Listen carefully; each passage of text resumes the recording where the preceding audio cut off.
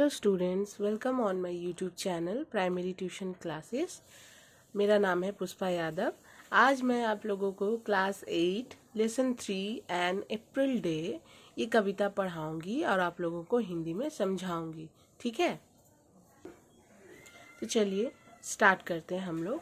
And April day lesson 3। ठीक है, इसके पोएट कौन है? Henry Wordsworth Longfellow. Okay, let's start. Henry Wordsworth Longfellow 1807 and 1882। इसका मतलब हुआ उनका हेनरी वर्ड्सवर्थ लॉन्गफेलो इस कविता के पोएट हैं, कवि हैं। ठीक है, जिनका जन्म हुआ है 1807 यानी कि 1807 ईस्वी में और उनकी मृत्यु हुई है 1882 ईस्वी में। ठीक है, was one of the most famous American poet of his day. वो अपने दिनों के मतलब उन दिनों के बहुत ही मशहूर, फेमस यानी कि बहुत ही मशहूर अमेरिकन पोएट यानी कि अमेरिका के कवि थे। ठीक है, वन ऑफ द मोस्ट यानी कि बहुत ही प्रसिद्ध जिसको बोला जाता है। ठीक है, अपने दिनों के बहुत ही मशहूर प्रसिद्ध कवि थे अमेरिका के। ठीक है, Longfellow is well known for his lyric poems noted for their musicality.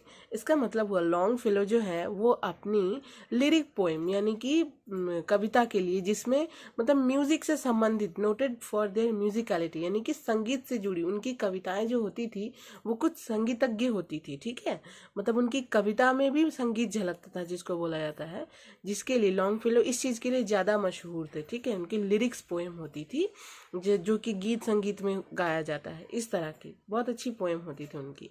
His major poetry collections were voice of the night 1839 and ballads and other poems 1841। इसका मतलब हुआ उनकी हिज फर्स्ट मेजर पोएट्री यानी कि उनकी मशहूर सबसे खास पोएट्री कलेक्शंस में है वॉइस ऑफ द नाइट, एक वॉइसेस ऑफ द नाइट है जो कि पब्लिश हुई है 1839 ईस्वी में, and ballads and other poems जो कि पब्लिश हुई है 1841 ईस्वी में। ठीक है, the present text is a part of Longfellow's poem of the same year. यानी कि ये जो प्रेजेंट टेक्स्ट है जो कि अभी हम लोग पढ़ेंगे एन अप्रैल डे, ये लॉन्गफेलो के ही एक पोएम है जिसका ये सेम नेम है, उसी के थोड़ा सा टेक्स्ट पार्ट हम लोगों का लिया गया है जो कि ये कविता हम लोग पढ़ेंगे। ये पूरी कविता नहीं है, ये उसका एक छोटा सा भाग है। ठीक है, इस कविता में स्प्रिंग सीजन के बारे में बताया गया है। ठीक है, सो हम लोग स्टार्ट करते हैं। ये देखिए क्या बोला गया है। When the warm sun that brings seed time and harvest has returned again। ये टी नहीं होगा, यहाँ पे ईट होगा। It is sweet to visit the still wood where springs the first flowers of the plain। इसका मतलब हुआ, देखिए मैं स्टार्ट करती हूँ। When the warm sun यानी कि जब सूर्य की गर्मी आती है, स्प्रिंग सीजन में ही बोला गया, जब सूर्य की गर्मी बढ़ती है, that brings seed time and harvest यानी कि ये अपने साथ सीड टाइम यानी कि बीजों को बोने का समय, एंड हार्वेस्ट यानी कि फसल जो पककर तैयार हो जाते हैं उन्हें काटने का समय भी अपने साथ लेकर आती है। हैज रिटर्न अगेन, वापस आता है। ठीक है, it is sweet to visit the still wood where springs the first flower of the plain यानी कि इट है, ये टी नहीं होगा, इट होगा। इस समय वुड यानी जंगलों में, इस समय जंगलों में घूमना बहुत ही सुहावना लगता है क्योंकि बसंत ऋतु में जंगलों में घूमना सच में अच्छा लगता है। और बसंत ऋतु में जंगलों में जंगल बहुत सुहावना रहता है, मौसम भी बहुत अच्छा रहता है। और इस समय यही देखा जाता है जहाँ पर जंगल में स्प्रिंग सीजन यानी कि बसंत ऋतु का पहला फूल खिला होता है, इसलिए इस समय जंगलों में घूमना बहुत अच्छा लगता है। सेकेंड पैराग्राफ, इसमें बोला गया आई लव द सीजन वेल। ये जो पोएट है ये अपने आप को संबोधित करते हुए बोल रहे हैं, I love the season well, मुझे ये सीजन बहुत अच्छा लगता है। When forest glades are teeming with bright forms यानी कि फॉरेस्ट ग्लैड्स का मतलब क्या है, यानी कि जंगलों के जो खुले मैदान है वो सूर्य की रोशनी से टीमिंग यानी कि चमकने लगते हैं। ठीक है, टीमिंग विथ ब्राइट फॉर्म्स, वो सूर्य की रोशनी से एकदम जगमगा जाते हैं। ठीक है, nor dark and many folded clouds foretell the coming on of storms। यानी कि इस समय मौसम इतना अच्छा रहता है कि आसमान में बादल भी अगर दिख जाए तो उन्हें देखकर ये आशंका नहीं रहती है कि कोई तूफान आने वाला है या फिर मौसम खराब होने वाला है, ऐसा कुछ लगता ही नहीं है। ये सीजन इतना अच्छा होता है। ठीक है, अब हम लोग आ जाते हैं तीसरे पैराग्राफ में। यहाँ पे देखिए क्या बोला गया है। यहाँ पे बोला गया है, from the earth's loosen mould the sapling draws its sustenance and thrives. इसका मतलब हुआ अर्थ लूजन मोल्ड का मतलब क्या होता है, पृथ्वी की जो गीली मिट्टी है, सैपलिंग ड्रॉज पृथ्वी की जो गीली मिट्टी है उससे, सैपलिंग का मतलब होता है छोटे छोटे पौधे जो हैं, it draws it sustenance and thrive, उससे वो अपना पदार्थ लेते हैं यानी कि अपना खाना लेते हैं, एंड थ्राइव जिसके सहायता से उन्हें पोषण मिलता है और वे बढ़ते हैं। ठीक है, उसके बाद बोला गया है दो stricken to the heart with winter's cold the drooping tree revive. इसका मतलब हुआ कभी जो है वो अमेरिका के रहने वाले, जिसके हिसाब से वो वहीं के ठंड को अनुभव करते हुए कह रहे हैं कि इतना ठंड है कि पेड़ जो है उनके हार्ट तक इफेक्ट कर गया है। तो जैसे कि हमारा हार्ट होता है उस तरह पेड़ों का भी हार्ट होता है, तभी तो पेड़ में जान होता है।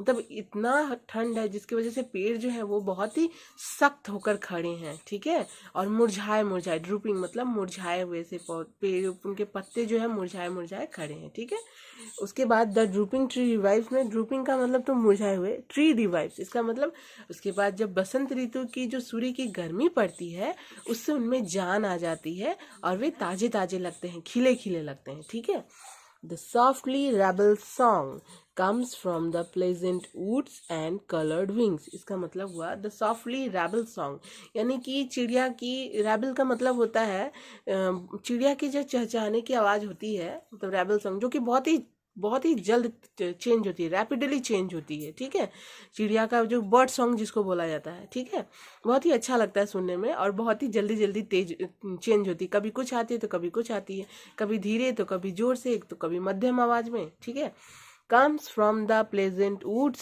यानी कि ये जंगलों के बीच से आ रही है। ठीक है, जंगलों के सुहावने मौसम की तरफ से, उधर से ही आ रही, जंगलों से ही आ रही है। ठीक है, and coloured wings glance quick in the bright sun.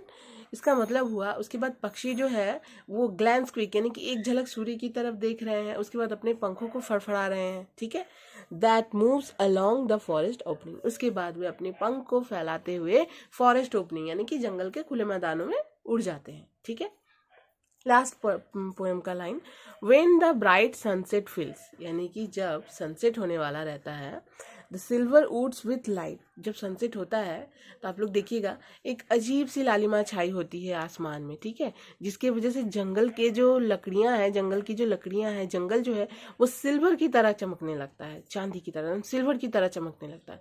The green slope throws its shadow in the hollows of the hill, और जो ऊंची ऊंची ढलानें होती है जैसे कि पहाड़ों पे होती है, उसी तरह जंगलों में जो कभी कहीं ऊंची नीची ढलानें जो होती है, जब सूर्य की रोशनी से वो सनसेट जब होने वाला रहता है, उस रोशनी से जब इनके बीच एक शैडो यानी कि परछाई बनती रिफ्लेक्ट होकर, तो in the hollows of the hill, जैसे लगता है पहाड़ों के बीच में जैसे खोखली हो गई है जगह, इस तरह का लगता है। जब सूर्य अस्त होने वाला रहता है, जब सनसेट होता है, तो सिल्वर जो है मतलब वुड्स जो है वो सिल्वर की तरह चमकने लगते हैं, एकदम सिल्वर की तरह जंगल चमकने लगता है, और ऊंची ऊंची ढलानों पर सूर्य की जो किरणें हैं वो रिफ्लेक्ट होकर पहाड़ों में इस तरह पड़ती हैं जिससे वहाँ पर खोखला खोखला लगता है। ठीक है, and white the upland glows, उसके बाद जो एरिया बहुत ही ऊंची ऊंची होती है वहाँ ग्लो करने लगती है, चमकने लगती है। ठीक है, तो ये था हमारा एन अप्रैल डे पोएम। अगर वीडियो अच्छी लगी तो प्लीज़ वीडियो को लाइक करें, शेयर करें और सब्सक्राइब करें हमारे चैनल।